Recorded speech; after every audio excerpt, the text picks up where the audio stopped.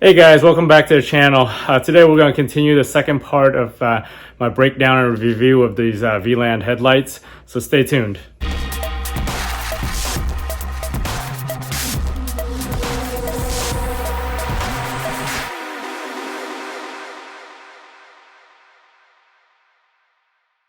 Hey guys, thanks for tuning in. So if you guys have been following my videos and my posts, I've been taking apart these VLAND headlights to kind of just do a review, internal review, look at all the components inside and see what these things are really made of, and how reliable they're going to be in the long run.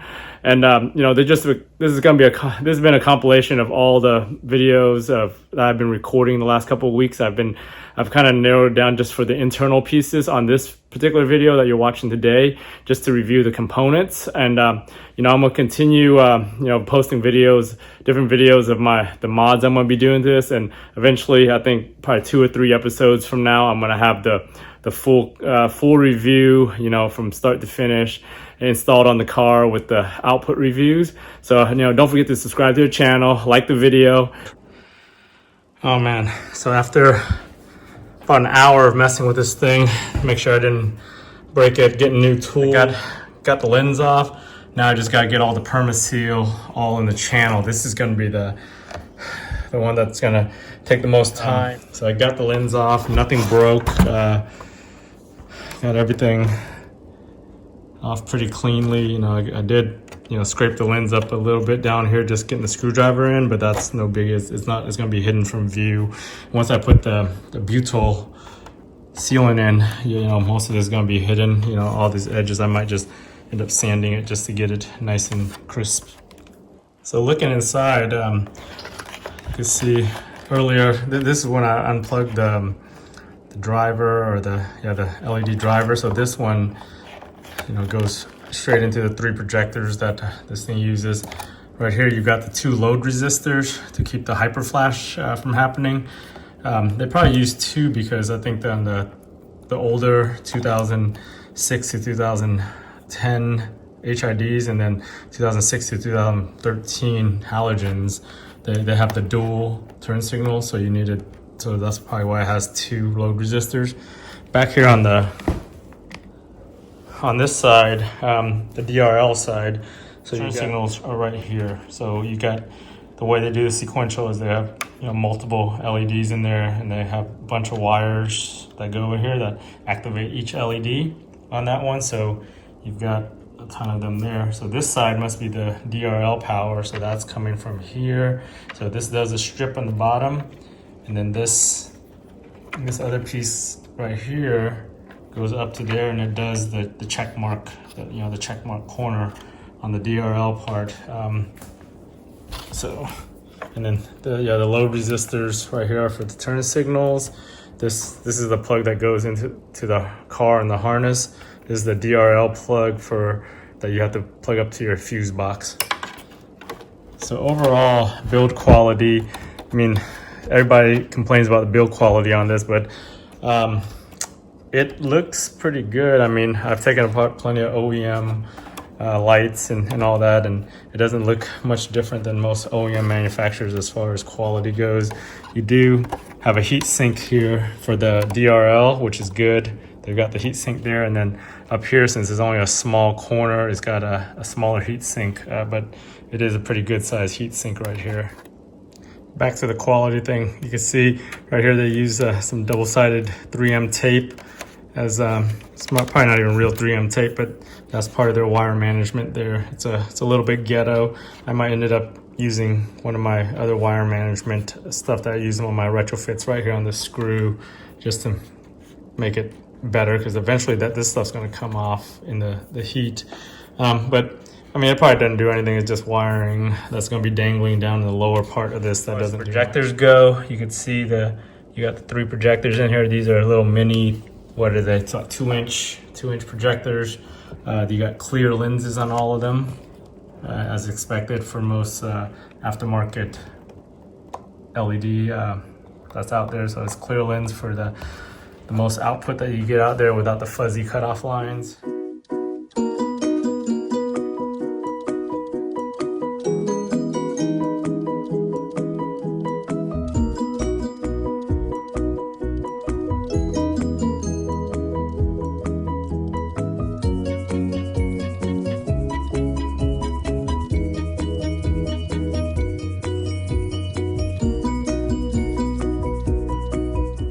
So I got one of the projectors all taken apart. You can see the nice clear bowl right there, the clear lens, clear 2-inch lenses with the holder. And then if you look at the chip, it looks like lattice power. I've never heard of this brand or whoever makes this chip, but it's 2BK2FC is the model on this chip. And you know, that LED emitter, which I'm not sure what emitter is, but it looks like a single emitter or it's a cob emitter on there.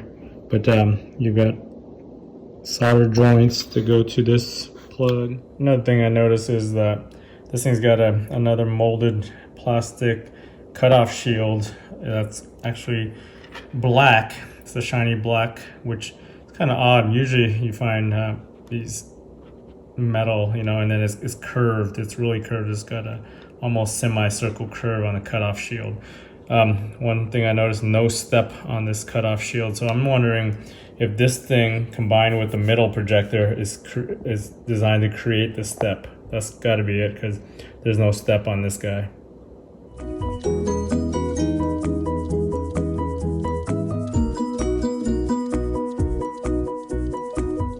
So I just took apart the middle projector, and this one is a little different. You've got even the shroud. It looks like there were some clearance issues, and someone kind of hacked it with a little Dremel or something from the factory to clear the bracket here on that spot. That's one of the things I noticed there. You know, everything else kind of same build quality, same size projector, same everything else, other than the shroud being shaved. Going inside though, it is a little different. So this one, there is a cutoff. There looks like a step right there on the shield. So it looks like this one probably does the step and then the width, and then this projector over here probably provides probably a lower foreground light, or you know, the width projector, and this, you know, provides the distance projector. But that's what I'm assuming, that they do the dual projectors. As you can see, this one doesn't have the lattice, but it does still have the 2BK2FD on the chip. Just didn't have that other marking on it. It looks like the same emitter. The chip's a little different on this one, probably because it's, you know, it's putting a different output out. But you know, other than that, everything is almost identical to that other one over here I took apart. The heatsink, actually, no, the heatsink's a little different. Yeah, this thing's got a gray, more gray heatsink. The other one was a chrome, almost stainless heatsink looking.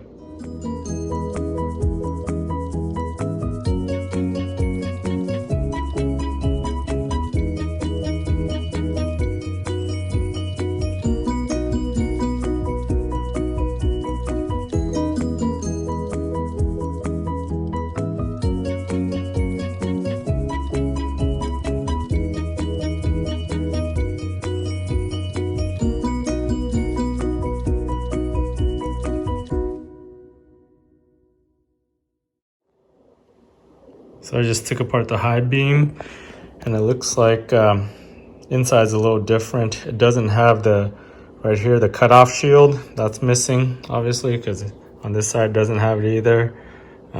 Looks like the bowl, you can't really tell if it's different or not, but probably no indication that it's any different.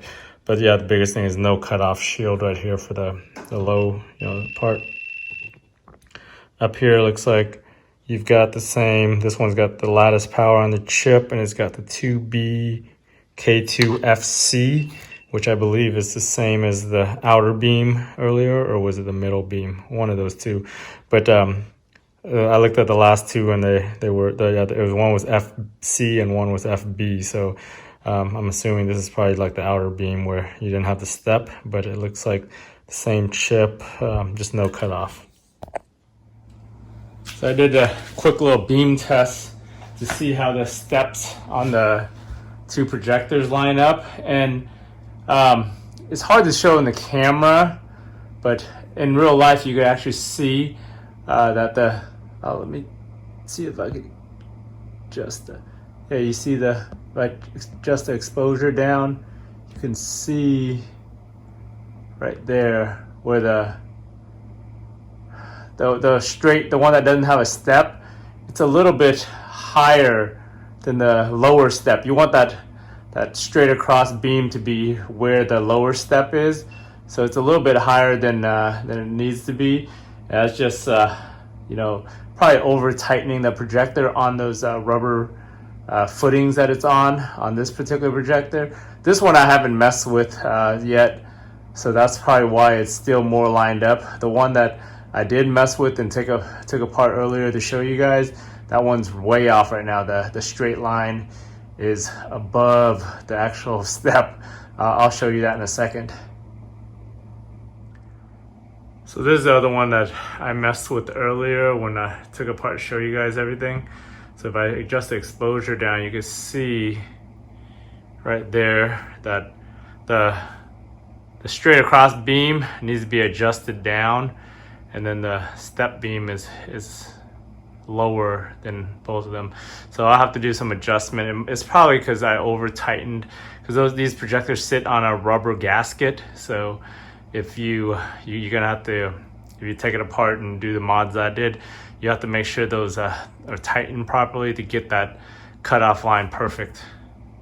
And these are static on the mount, so it's not like they don't have independent adjustment. So the only independent adjustment they have is those rubber gaskets that they're sitting on. But with those, you know, just any millimeter makes a big difference on the projected beam. So this projector was the one that was already straight, sort of, earlier when I was showing, and putting it back in and tuning it perfectly. I've got it almost perfect. You know, you got the lower exposure down. You can see that the non-stepped projector is straight across on the lower step, and then the stepped projector is perfectly in line. You can see it across the band. It's pretty much straight on. So I just got to tune the other one perfectly and get it right. So I just got done tuning that one that was way off. I got it as good as I could. It looks like with 3 bolts it uses, it skews it off if you adjust one too far and not the other. But you can see that the straight projector is straight across. For the most part, goes right through, and there is kind of a slope, and I can't get that slope fixed, but that's probably the curve shield on the projectors. But overall, the step works good right there. It matches the lower step with the wide projector.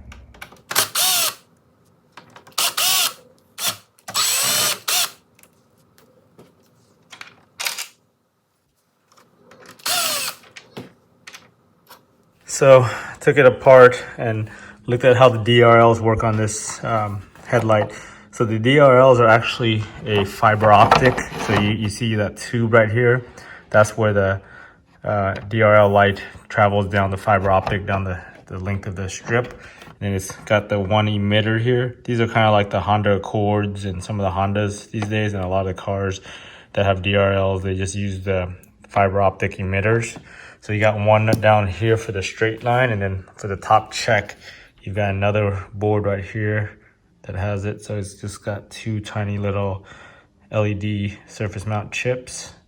The soldering looks kind of suspect. I actually might hit this with a better soldering iron, because those little globs of solder look like they're gonna break off eventually. Over here too, that they're the way they've got them soldered is kind of close, and looks like it might short out one day, so I might hit that. There is some dielectric grease. That's how the board is actually attached to the heatsink here, and it's a soft grease. It's not an epoxy or anything. So it looks like they I guess they depend on, because one of the 3 screws I took out didn't need to be taken out because it was for this black alignment piece right here. So that actually keeps that board attached to the heatsink right there. So that's really how the DRLs work on here. And then the sequential turn signals use the ribbon LEDs right there, as I showed earlier. And then, you know, I think I showed the controllers earlier, but here's all the chips on here that you can look at and see. Over here also the chips and capacitors and resistors for the actual this is the DRL driver right here, and this is the sequential controller over here.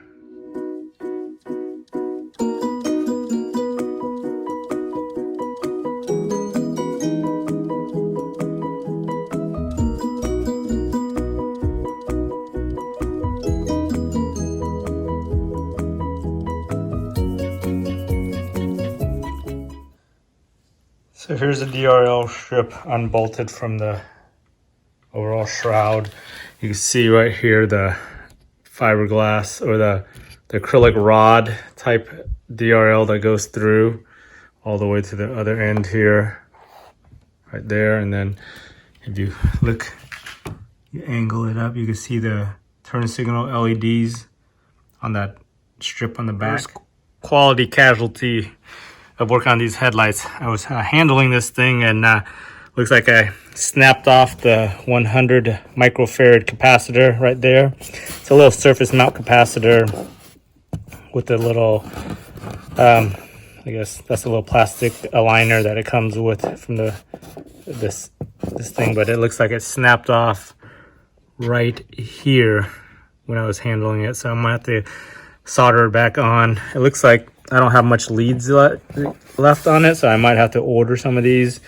I found some on Amazon. They were like $7 or $8 for a pack of 20, which I don't need 20. I don't think I'll ever need 20, but I'll have to order that many. These are only like 10 or 20 cents, but the shipping is what gets you. So I got those capacitors. I ordered on Amazon, $8 for 20. A little bit overpriced, but you know, even ordering these from an electric supply house would cost me 20 or 30 cents each, and then $5 or $6 in shipping. So it's actually a bargain once you figure I got it the next day. So I'm going to end up soldering this back on that spot where it broke off the other day when I was handling this, and then I have 19 more to spare if I ever snap any more of them off.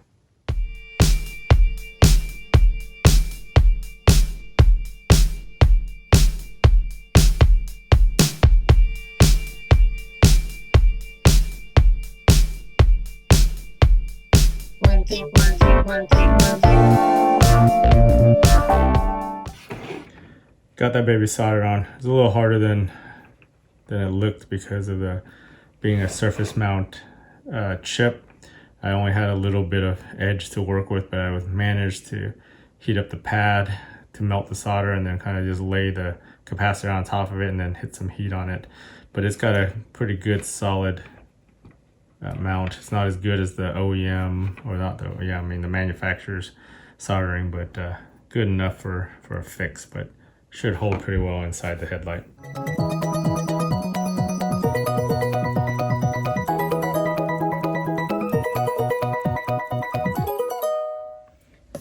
Got it open. It looks like not potted. It's kind of, the only thing that's really sealing it is those that little rubber gasket there, so that's pretty bad design as far as getting it moisture proof or waterproof.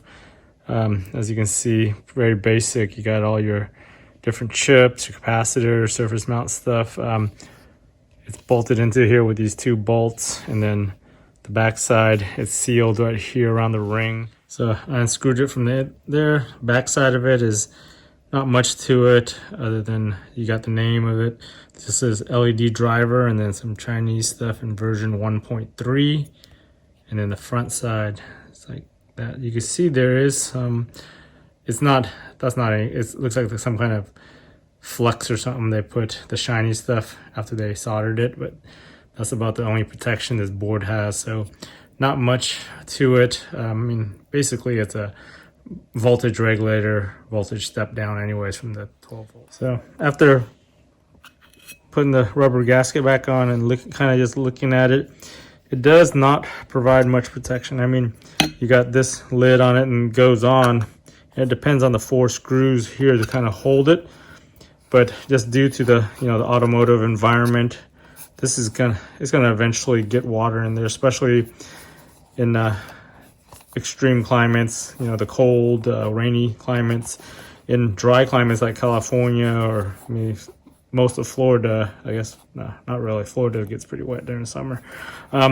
You're gonna end up getting some kind of moisture in here. So I definitely recommend potting these. I think I'm gonna go ahead and pot these with the leftover potting mix I have for my ballast. I want to end up, filling that up to get a little bit of weather protection. But yeah, that's definitely gonna be a weak spot on these drivers. Hey, thanks for watching to the end, guys. So you can kind of see now all the the internal components, what this VLAND headlight's made of. Some of the components are kind of suspect, the capacitor breaking when I was handling it, some of the tape they're using inside, the different wire management, and your usual, I guess, China quality inside. But overall, I think for a set of headlights, they if you could do some work on them, that they will be good. Even if you don't, I think it's good enough for the most part, considering their aftermarket, and they're probably one of the better aftermarkets I've worked with and seen out there. So for $500, you can't really complain. For what you get out of these, the look and the styling of them. Internals that they might leaves a little bit on the table you could work on, but other than that, I think they're good. I mean, you guys saw the components. But anyway, don't forget to subscribe to the channel. I'm gonna have some more videos. If you're watching this in the future, I'll probably have all the videos in order on this, where I'm doing all the reviews and everything. My last review is going to be where I do the output shots with all the different headlights and everything I've got. So thanks for tuning in, guys.